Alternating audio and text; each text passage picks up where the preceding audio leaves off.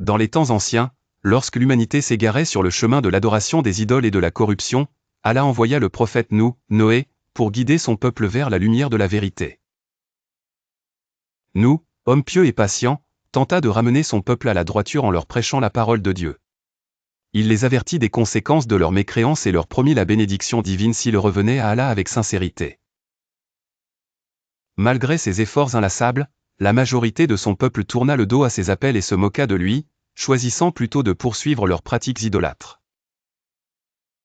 Un petit nombre de fidèles embrassa néanmoins la vraie foi, tandis que le reste continua dans l'opposition.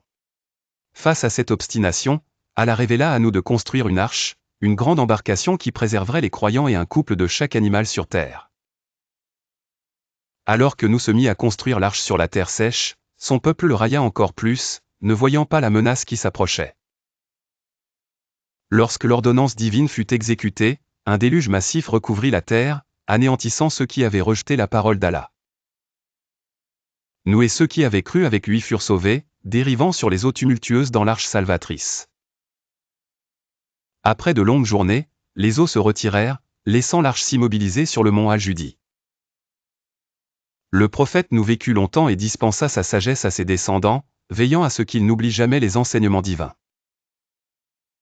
La patience, la persévérance et la foi ne faiblirent jamais au cours de sa mission prophétique. Cette histoire nous enseigne l'importance de la foi et de la persévérance dans l'adversité, et qu'une minorité sincère peut toujours surmonter l'incrédulité et l'opposition avec l'aide d'Allah.